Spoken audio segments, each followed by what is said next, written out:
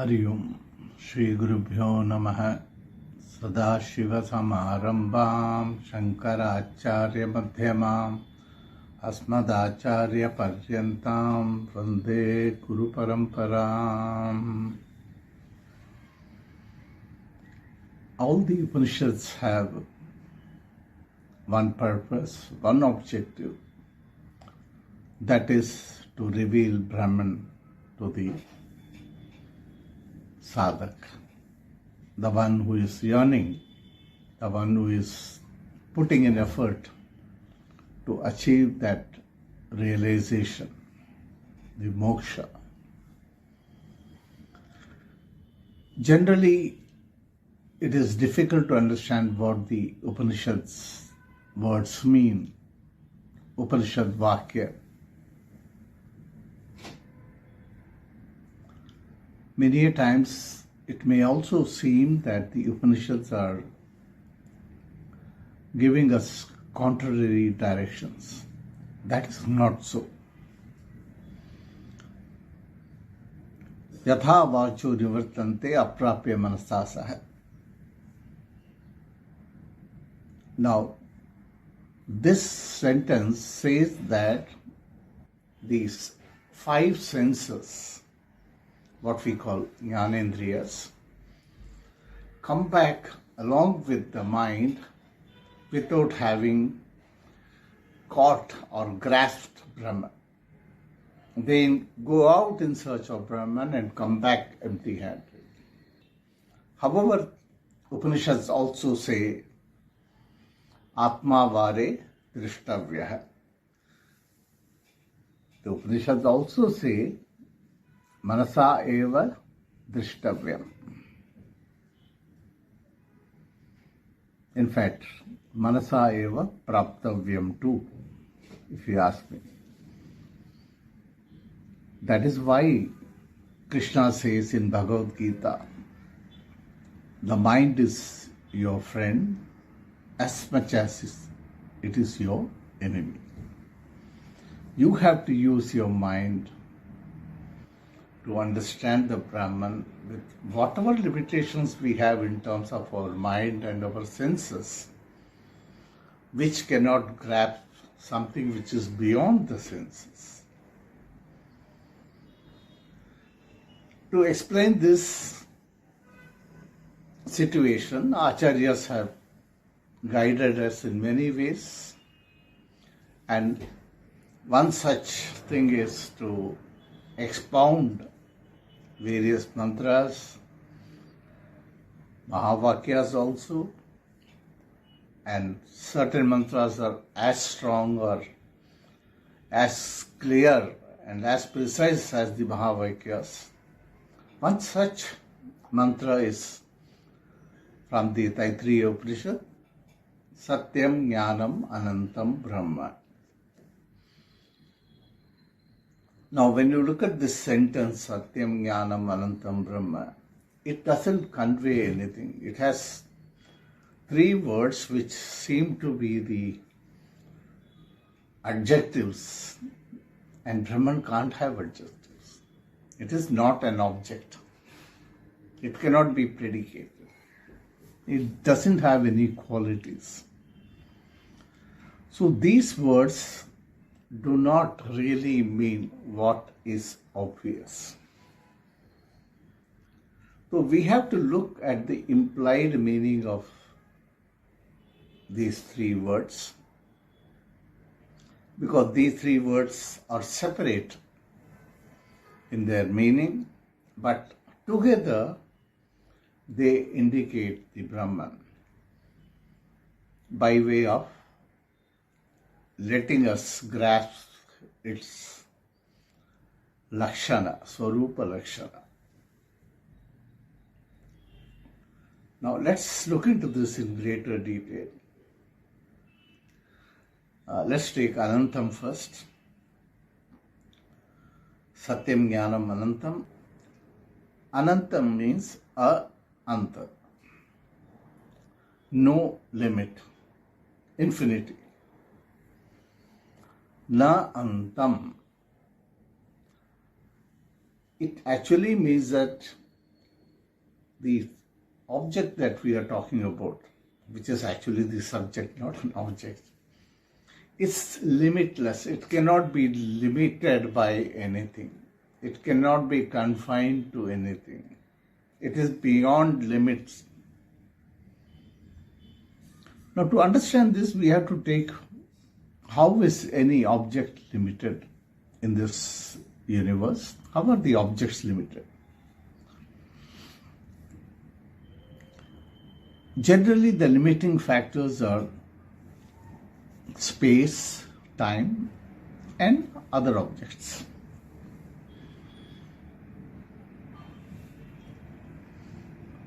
Now, let's take them one by one. When we say space, all of us occupy a certain space. When we occupy that particular space, we cannot be present in any other space, and this space that we occupy limits us, albeit physically, because we cannot extend ourselves beyond the space that we are occupying. So likewise for any objects, be it a geographic entity, any object, India cannot extend beyond its devised boundaries, declared boundaries. Likewise, Asia cannot be extended beyond its specified boundaries. So it is limited by the space that it is occupying. So, but in the case of Brahman, we say Brahman is omnipresent, sarvagata hai, sarvavyapi. These are the words used to grasp what Brahman is. So something that is present everywhere cannot be limited by space under any circumstances. Brahman is beyond the limiting factor of space, and if you take the next factor, which is time,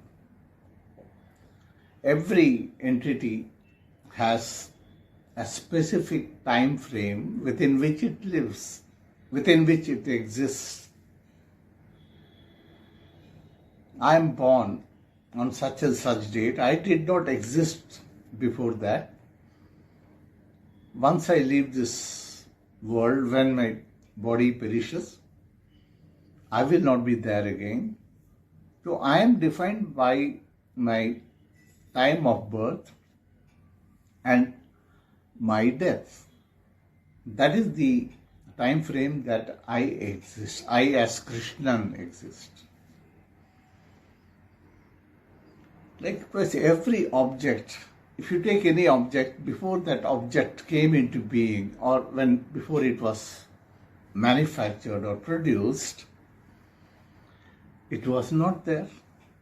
What is technically called prag abhav, absence of the entity before it was produced or before it came into existence in any manner. Likewise, there is absence of that product, which is called pradvansha abhav. The absence on account of end of that product. The end may come by any means. A product, a solid object can break, a pot can break. The clay remains, but the pot breaks. The pot doesn't exist anymore. And it did not exist before it was manufactured by the potter. So every object is limited by time. However, Brahman is nitya, it is eternal, shashvat. It is not born, because every object that is born will have to die. Every object which is manufactured will somehow lose its presence. It will break or it will get erased or whatever. It will dry up. So every object will have an end because it was manufactured, it was created. Every creation has an end. But Brahman is Nitya Shashvata. So there is no Kala Paricheda, cut off in time, as one would say in the case of Brahman. No beginning, no end. So it is Nitya. There was no time the Brahman was not there ever. It has always been there. He was there before there was only nothing. Most are present between their birth and death. Most have a beginning and an end. Brahman doesn't have a beginning, nor does it have an end. So coming to the third factor, which is the Vastu Paricheda. Brahman is non-dual.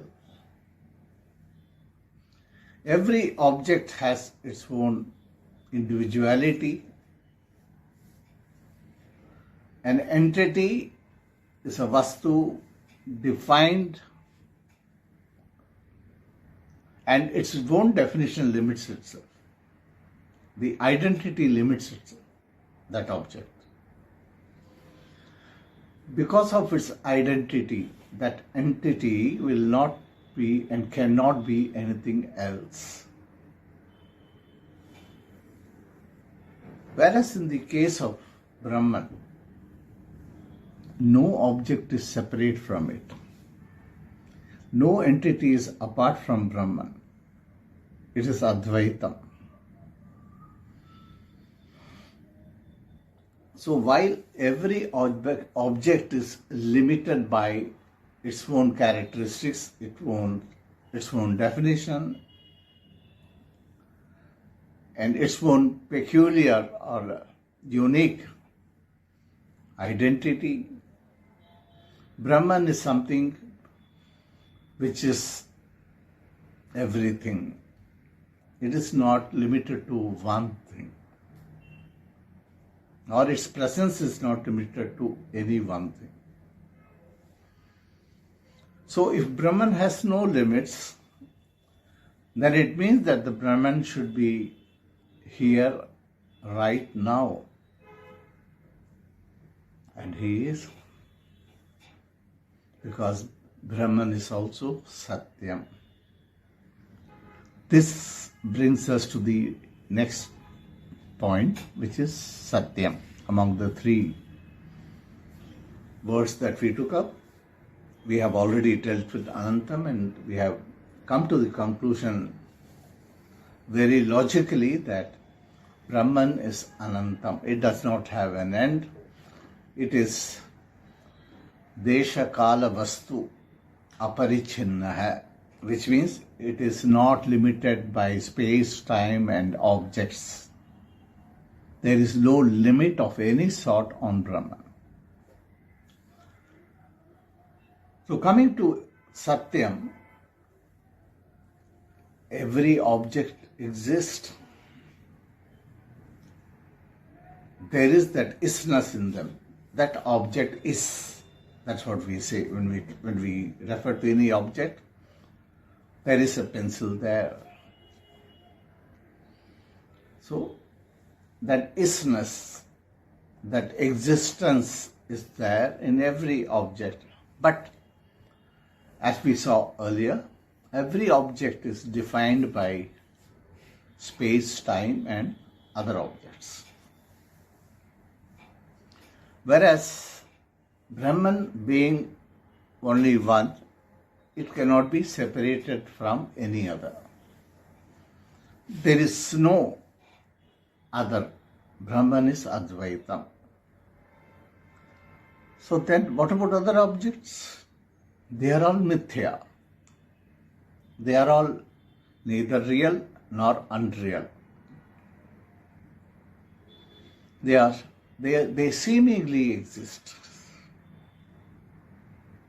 What is meant here is that they don't exist forever.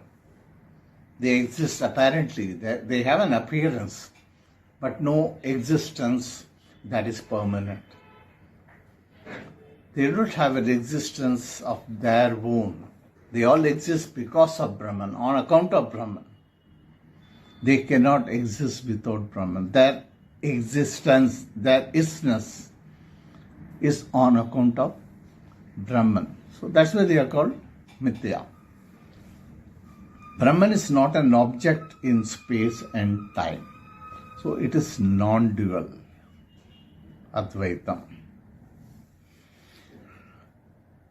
So Brahman is Anantam implies Brahman is all-pervading, eternal and non-dual.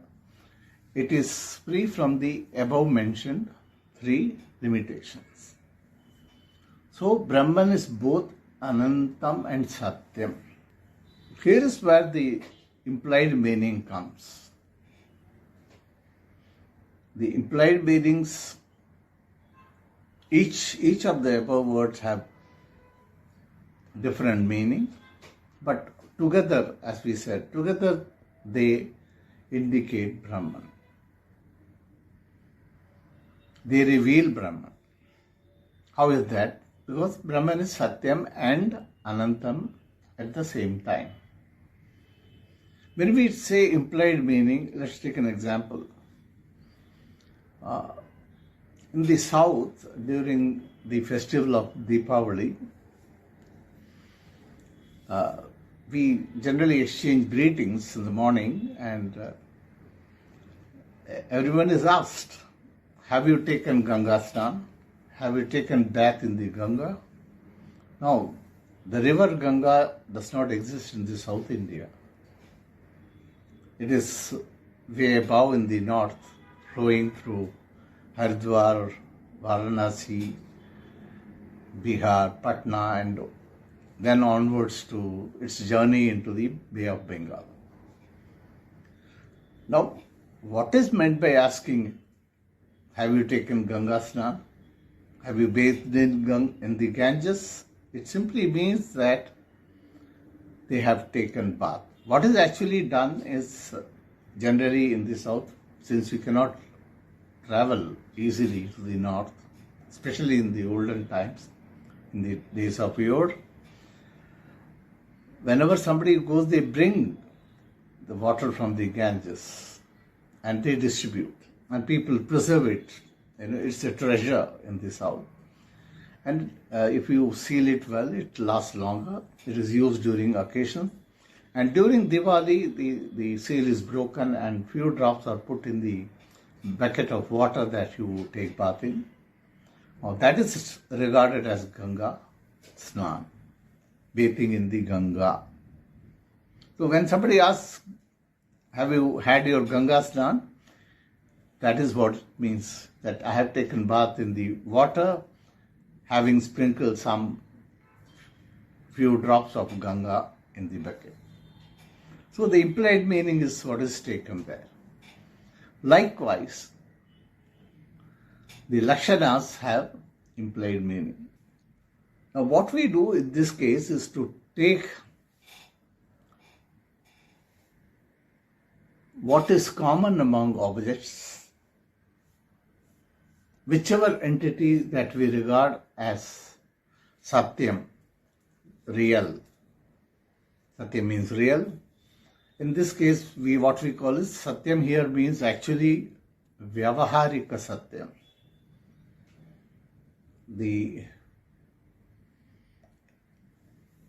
We have three levels of Satyam: Paramarthik Satyam, Vyavaharika Satyam, and the third one, Pratibhasika Satyam.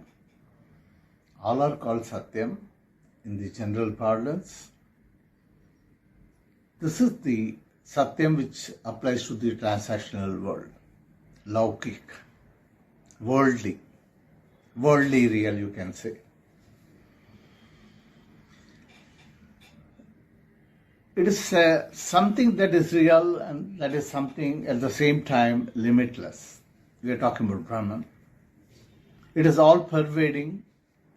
It's unlimited in time and nothing exists apart from it. All of us,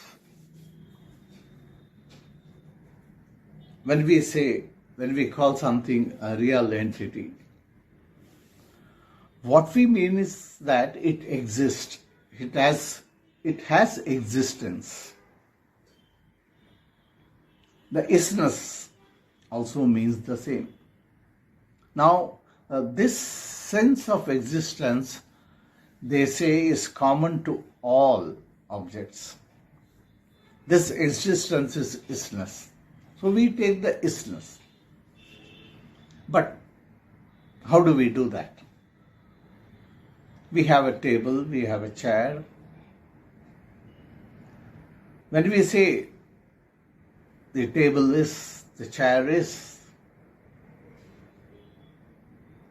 it is not that we are only talking about the chair. We are talking about something else beyond the chair or the table or the mobile or the computer. Watch closely, listen closely. When I say the computer is, there is that computer. There is a word is mentioned along with it. It is that isness we are talking about. So suppose I have few chairs in front of me, plastic chairs, numbering about 8 or 9. Now, when I count these chairs, they are about 8 in number, 8 entities.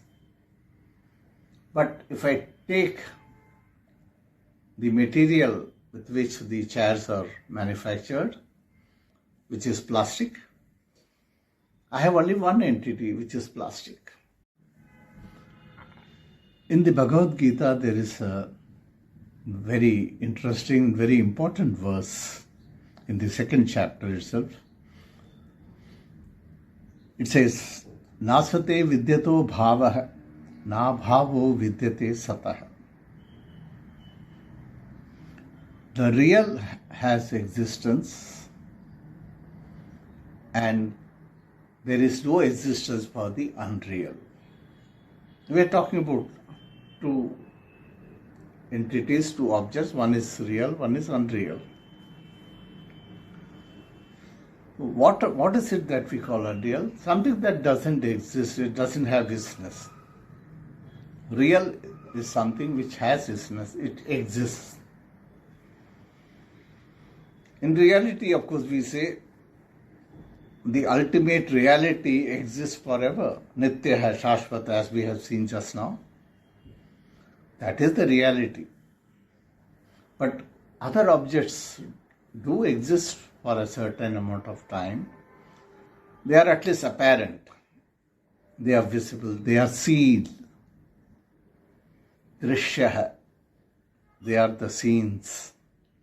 So they are seen, so they at least seem to exist. So whenever we look at anything, any object, there are actually two experiences.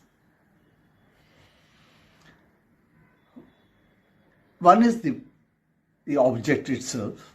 In the earlier case that we took, is the chair, the plastic chair. Okay? And the second thing is that its presence, its existence. The chair is there.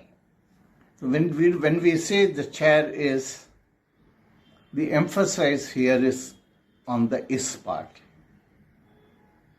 Because the objects may vary, table, chair, computer, mobile, everything. But they all exist, and what is common to all of them is that is. That experience we normally miss in our day-to-day life. We have thus two experiences.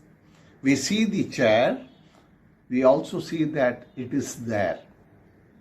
It is there.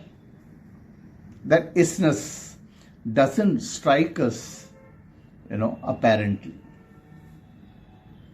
It doesn't register on us, on our minds. So we take So when we have all these objects, what is common to them is that isness. Like that, in the case of the chairs, it was the plastic. In the case of the waves, there are various waves, small waves, big waves, tsunami, large waves, dangerous waves. But what is common to all of them? It is the ocean, the water. So all these things exist: table, chair, mobile, computer. So can we, since the existence is common to all of them, can we regard existence as the reality which has a name and a form of the chair in that earlier example?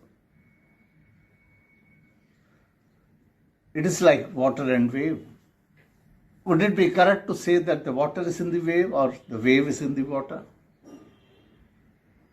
Generally, we say the wave has a lot of water, or it has little water, it's a small wave. It has a lot of water, it's a big wave. In reality, it is the water which has the wave in it. So that commonality in every object, because of which that object is there, is present, it exists, and it is seen by us, is existence.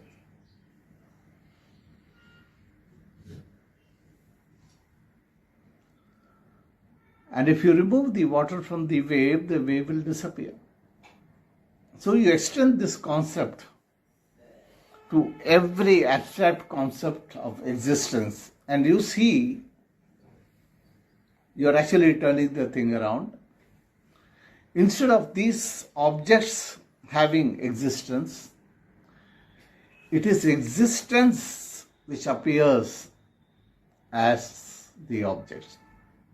Because we have just seen, it is the ocean which appears as wave, small wave or big wave, large wave, whatever. Wave. It is the ocean which appears as the wave. The ocean is what is everything. It is existence. And this existence is Brahman.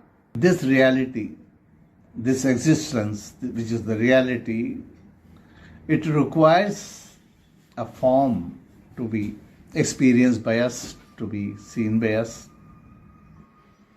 There's a nice example in the case of Swami Chinmayananda of Chinmaya Mission. Chinmayananda had approached his Paramaguru, Tapovan Maharaj used to live in Uttarkashi. He left his hometown in Kerala when he was barely 13 and settled in Uttarkashi. He never came back. He was known as one of the greatest masters in the last century. So Swami Chinmayananda asked Tapovan Maharaj, if Brahman is this reality, which is there everywhere, which is there in every object, you say that every object is Brahman appearing as that object, then why do we require the gods who have forms? We have Rama, Krishna, Vishnu, Shiva, etc. What is the necessity of these gods in Hinduism? Tapovan Maharaj did not say anything at that time. He just kept mum.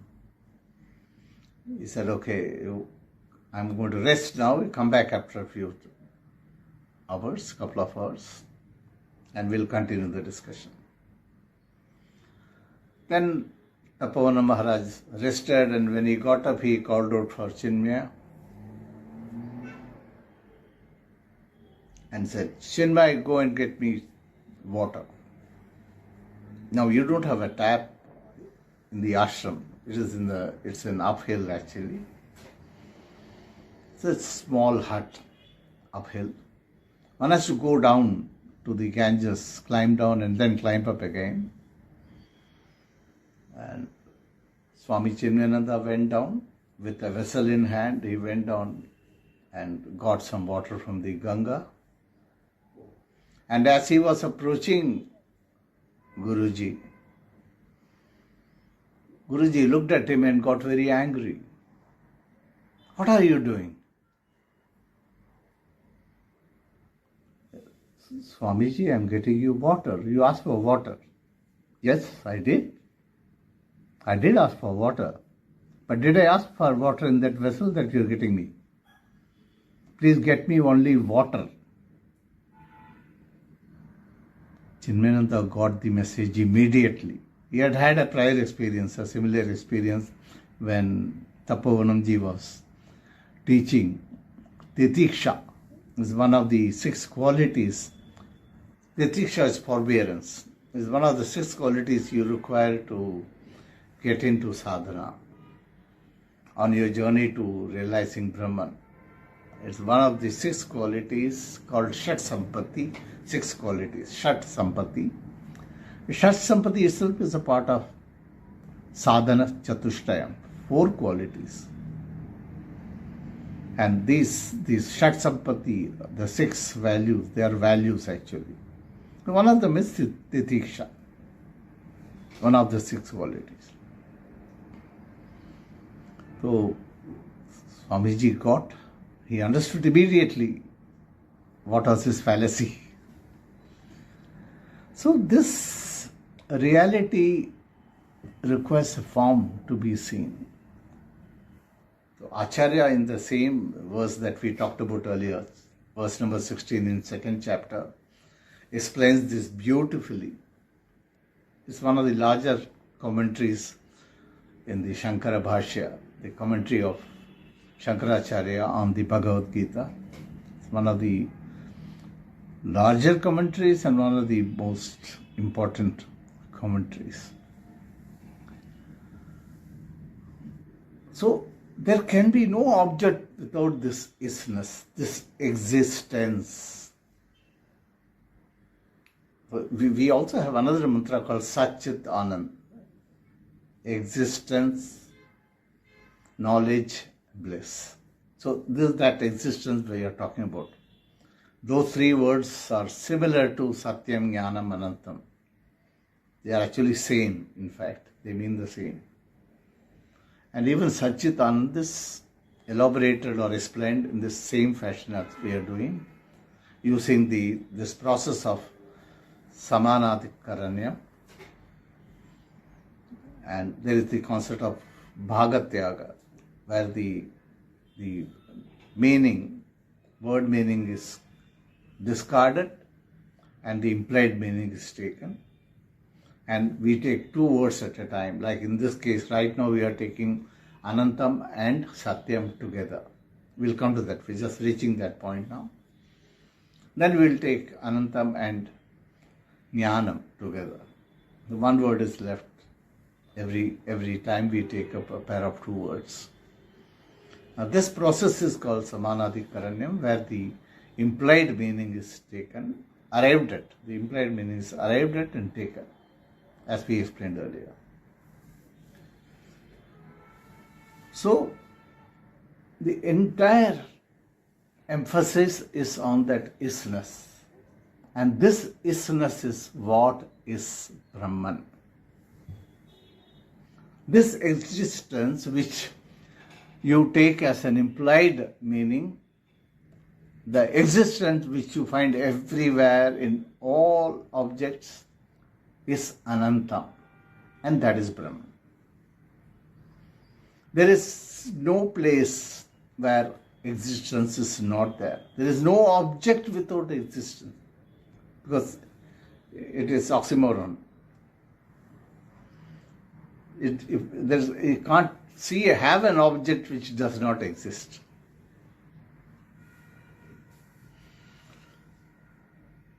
So this God, this existence is what is called in Vedanta God, pure existence.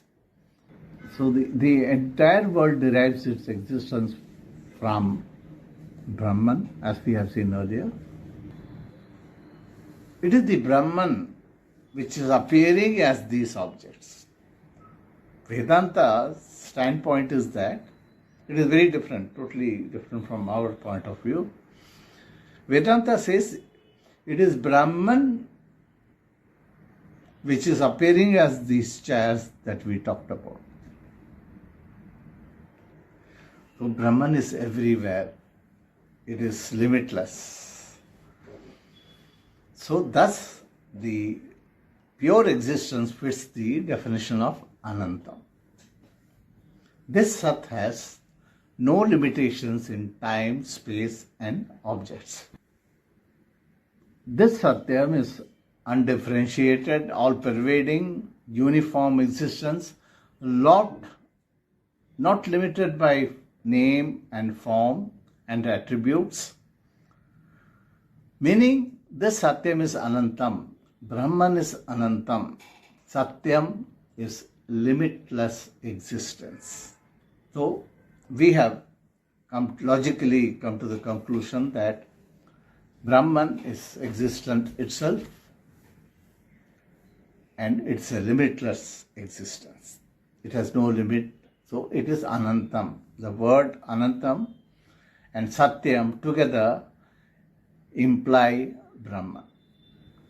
Now the next word we take Jnanam.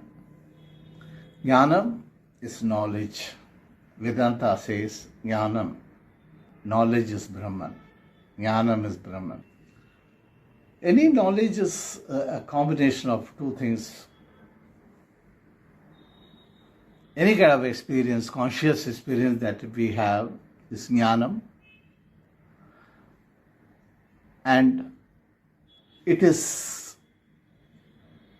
pure consciousness plus some mental modification, what we call vritti. So every experience, every object of which we have a knowledge is made up of pure consciousness and the mental modification. And generally this mental modification, this vritti is associated with the objects. If you take the perceptions, you hear something, you see something else, you have the knowledge of what you heard, you have the knowledge of what you see. You know what happens is in day-to-day life, we have various stimuli. And the consciousness, what we call Chaitanyam, the consciousness within you eliminates any sensory input we receive.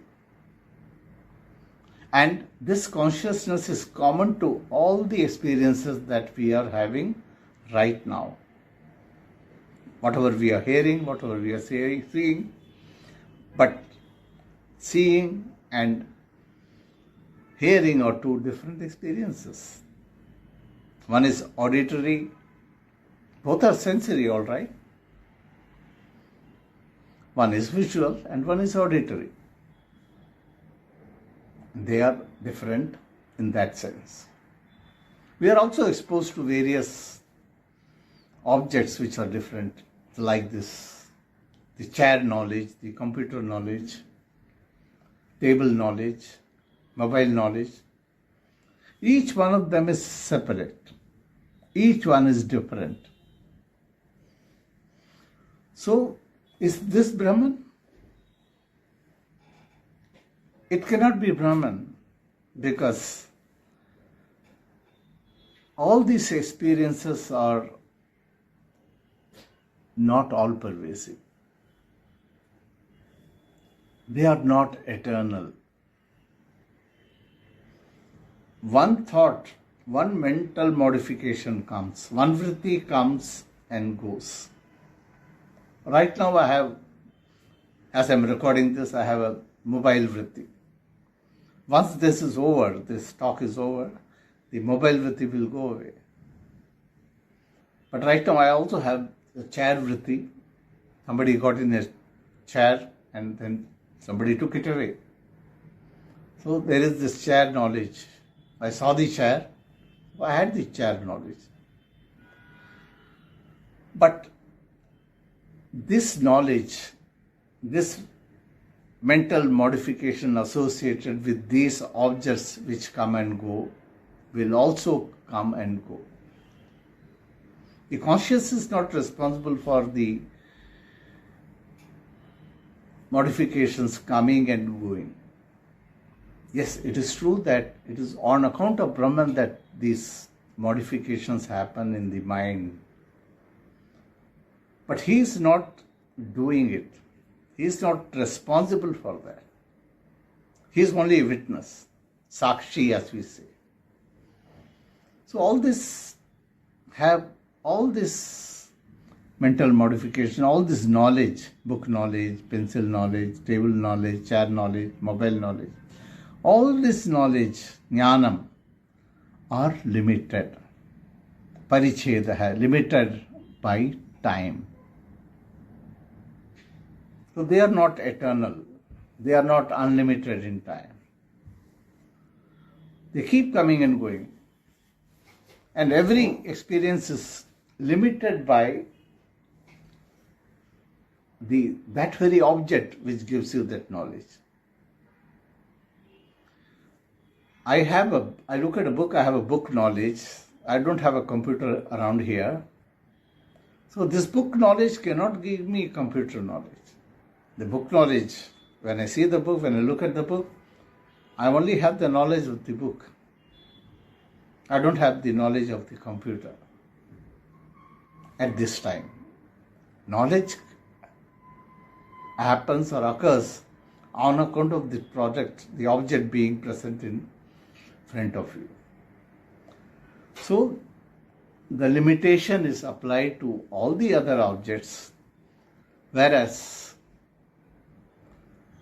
the one consciousness, the Chaitanyam, that is common to all these experiences, is also common to all these objects. That consciousness does not change. There's a beautiful verse in Vidyaranyaji's Panchadashi, very first chapter, called Tattva Viveka Prakarana. Vidyaranyaji says, Shabda Sparshadayo Vedya Vaichitriyat Jagare Prathak. In the waking state, Jagare, in the waking state, various sensory objects that are seen are differentiated on account of their individuality. Vaichitriyat. Tato vibhakta tat samvidam ekarupyat na bhidyate. But that one common thing, which is common to all these experiences, it is there, it is undifferentiated. It is the same consciousness which is underlying all these experiences. The Shabda experience, this auditory experience is different. Sparsha, the touch experience is different. But the consciousness which underlies all these experiences is one and the same. So just as we took isness, which was the common variable among objects in the case of Satyam, in this case also, we take what is common so that we have the implied meaning very precisely, and that commonality, that common factor is the consciousness. It is the Chaitanyam. Chaitanyam which is aware of all the sensory inputs that we have, is one and the same. And without this consciousness, there can be no experience. Not only it is the same consciousness, And without the consciousness, there cannot be any experience at all. So any knowledge is limited in nature, since it is limited to that particular object. So we take the meaning of jnanam as knowledge of an object. We will be deriving the meaning in the limited sense. So any knowledge, any cognition has three parts. It has a name, a form, and it has the awareness. Nama, Rupa, and Chit. Chit is the awareness, consciousness, what we call Jnanam just now. That consciousness is called Chit. In Sat Chit Anand is called the Chit. So every cognition has a name, a form, and consciousness. So we take our own terminology here, since we are talking about Satyam Jnanam Anantam. So to arrive at the correct meaning of Jnanam, we have to remove the name and form and look at only the awareness. That Jnanam is the awareness which is without names and form. Every experience, that Jnanam, if you give a name and a form, then it is limited to that particular object or that particular experience. But we are taking whatever is common, the consciousness. So it is this jnanam, this knowledge is awareness itself without name and form. And this is limitless. It applies to every object, every experience that we have. So this awareness is limitless. It is Anantam. So earlier we had seen Satyam Anantam. Now we have concluded this Jnanam Anantam. In the second case, when we took Jnanam and Anantam together. So Satyam Anantam, Jnanam Anantam. It is that isness, that existence, which is Brahman itself. It is this consciousness here, which illumines the knowledge of every object that we see or we experience. That knowledge is also Anantam, which is the awareness, pure awareness, which is Brahman. So Brahman is Satyam Anantam and Jnanam Anantam. So Brahman is Satyam Jnanam Anantam. Satyam Jnanam Anantam Brahma. And this consciousness is always there. We just saw the chair came and went off, but the consciousness which realized that the chair came, it saw the chair, it had the chair knowledge, or it gave me the chair knowledge. When the chair went off, that awareness is still there. It doesn't go off. So it is not limited in time, it is not limited in space, it is not limited to any particular object or experience. It is endless, it is infinity, it is unlimited. Satyam Jnanam Anantam Brahma. In fact, the word Brahman is derived from the root Brahat. Brahat means vast. We also have a Upanishad statement which says Anor Aniyan Mahato Mahata. So Satyam Jnanam Anantam Brahma is implying that only reality which is not bound by space, time and objects, which is eternal, which is undifferentiated, which has no parts, which is there forever, which has no beginning and no end, Aja hai, Ananta hai, Nitya hai, Shashvata hai. So, this Brahman is the only reality, the only completeness,